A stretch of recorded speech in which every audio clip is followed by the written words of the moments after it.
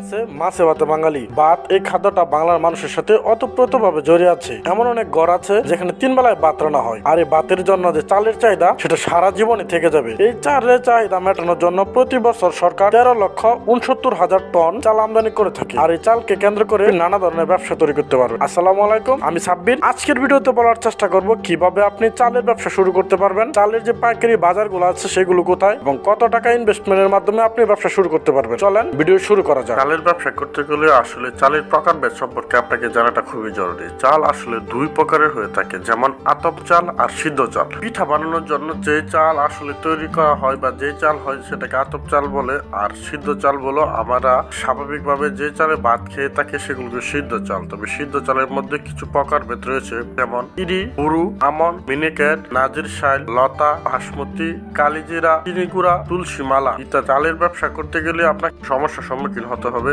সেই সমস্যাগুলো বলার চেষ্টা করুন। ব্যবসা করা কখনো কোনো সহজ কাজ নয়। একটি ব্যবসা সফল করতে গেলে প্রচন্ড ধৈর্য ও আত্মবিশ্বাসের সম্মুখীন হওয়া প্রয়োজন। ব্যবসার ক্ষেত্রে প্রায় কাজ করে, কারণ এখানে প্রচুর বিনিয়োগ নিয়ে কাজ করতে হয়। সামান্য ভুলে আপনার অনেক বড় ক্ষতি হয়ে যেতে পারে। চালের ব্যবসার ক্ষেত্রে আপনি প্রথমে যে সমস্যার সম্মুখীন হবেন সেটা হলো কাস্টমার না পাওয়া। আপনি অবশ্যই জানেন ইতিমধ্যে বাজারে অনেক ব্যবসায়ী রয়েছে, তাদের অনেক পরিচিতও রয়েছে, তাই তারা অনেক কাস্টমার পেয়ে থাকে। আপনি কাস্টমার নাও পেতে পারেন। আপনাকে বিভিন্ন মার্কেটিং কৌশল সম্পর্কে জানতে হবে। অন্য প্রতিপক্ষ ক্রেতার সাথে কম রেটে চাল বিক্রি করতে হবে। এরিয়া ভিত্তিক ব্যবস্থা গ্রহণ করতে হবে নিজের অস্তিত্ব টিকিয়ে রাখার জন্য। আগে থেকে যারা এই সেক্টরের ব্যবসা পরিচালনা করছে তাদের সাথে সুসম্পর্ক গড়ে তুলতে হবে এবং তাদের পরামর্শ অনুযায়ী কাজ করতে হবে। চালের ব্যবসায় অনেক অভিজ্ঞতা অর্জন করতে হবে। চালের ব্যবসাতে পুঁজি কেমন লাগে ও লাভের পরিমাণগুলোকে দেখুন। চালের ব্যবসা করতে গেলে প্রচন্ড পুঁজির প্রয়োজন হয়। তখন পুঁজি যখন বিনিয়োগ করবেন তখন লাভও সেরকমই পাবেন। উপরে যে কথাগুলো বলার চেষ্টা হয়েছে সেগুলো হলো চালের প্রকারভেদ ও চালের সমস্যাগুলো। এখন যে বিষয়গুলো বলবো সেগুলো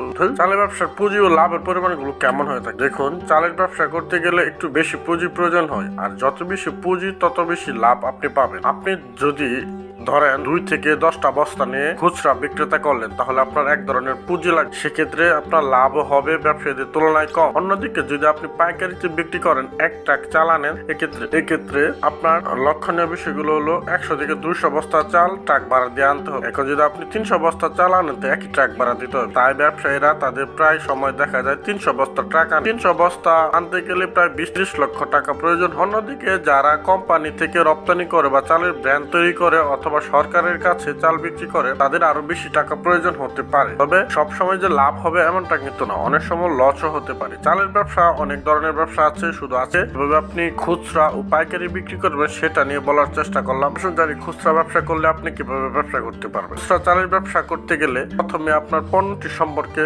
সবচেয়ে ভালো ধারণা রাখতে হবে। তার মানে এই যে চালের জাত, চালের ধরন সম্পর্কে আপনাকে সবকিছু জানতে হবে। আপনি বোঝার সুবিধার্থে বলে রাখি, চাল ও চাউল একই সেক্টরে পরিচালনা করা যায়। নিম্নে কিছু চালের দানা সম্পর্কে আলোচনা করা হবে। ব্যবসার অবস্থানটা খুবই গুরুত্বপূর্ণ।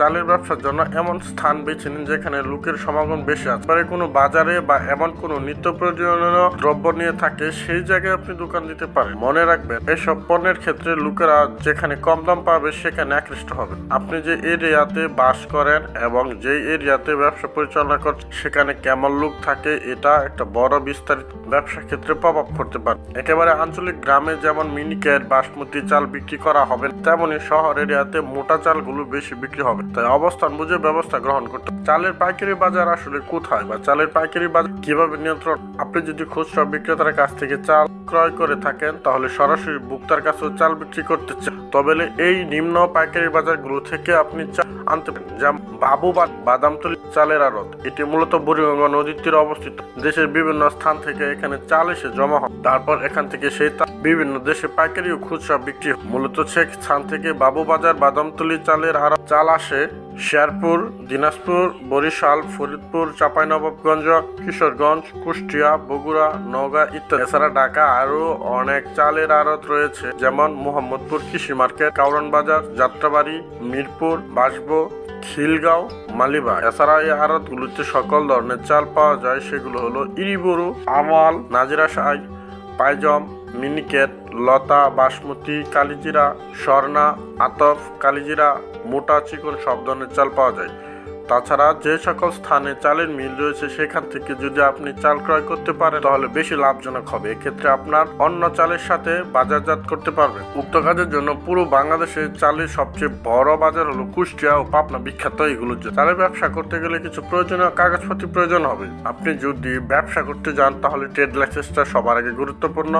তবে ব্যবসায়ী যারা আছেন তারা যদি বড় পরিসরে ব্যবসা করতে চান তাহলে FSSAI লাইসেন্সটা প্রয়োজন। তবে যদি আপনার চালের আড়তে 30 থেকে 40 লক্ষ টাকারও বেশি পণ্য থাকে বা লেনদেন হয় তাহলে আপনি GSTI করাটা বাধ্যতামূলক নয়, তো সরকারের হাতে পড়ে যেতে পারেন। এই ছিল চালের ব্যবসা নিয়ে কিছু গুরুত্বপূর্ণ তথ্য। দেখা হচ্ছে পরবর্তী কোনো এরকম ব্যবসা রিলেটেড বা যে কোনো একটা ব্যবসা বিষয়ে তথ্যে। সেই পর্যন্ত ভালো থাকবেন, সুস্থ থাকবেন, ধন্যবাদ।